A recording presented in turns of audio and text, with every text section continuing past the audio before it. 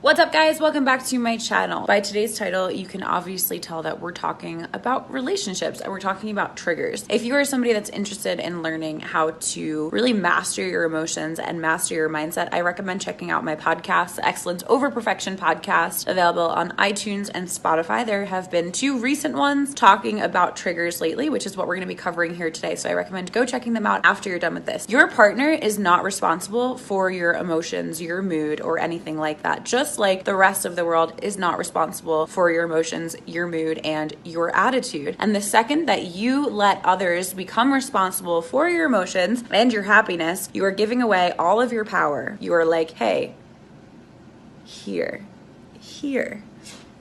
just take it. But when you take back control, what does that look like? That looks like you being responsible for your own emotions and for what is happening in your life. A lot of times what I see is a lot of blame. There's so much pushback and there's so much you did this and you did that and I feel this way because you did this. Here's the concept that we cover on the Excellence Over Perfection podcast, and it's a big piece in the Balanced Body Method, my 5-step program. Nothing outside of you causes your disturbances. Nothing outside of you causes your disturbances. That is huge. What does that mean? That means that nothing that anybody does outside of you is responsible for what is happening internally, meaning your triggers, your emotions, your mood. Okay, that is you taking your power back. When you get triggered, it is your responsibility to ask, what is this triggering within me? What on the outside, external world is causing this internal conflict right now? And that's a starting point for you to start taking your power back and to recognize that your partner is not responsible for how you feel. It's how you are perceiving their words. Now, you might be thinking right now, how can nothing outside of me cause a disturbance? There are plenty of situations and examples in my life that are clearly showing that somebody else is wrong and that they're upsetting me and they're doing something, right? There's probably that story going on in your head right now. I feel you. But here's the thing. Those people are important key players in your life and in your experience. So the whole concept that nothing outside of you causes your disturbances, that's not saying that those other people, they're not very moral in their actions, right? That's not to say that those individuals are not doing wrong. I like not to use that word often. I don't like to use right or wrong, but that's not to say that those other people are not having actions be done that are not in alignment with society's normal morale, right? They are your catalyst. That's all that they are. They are a mirror for you. And so if somebody is saying something awful, horrible, and you know that you should never say that to another person, right? But it's triggering you so much and you're like, okay, yeah, I'm triggered,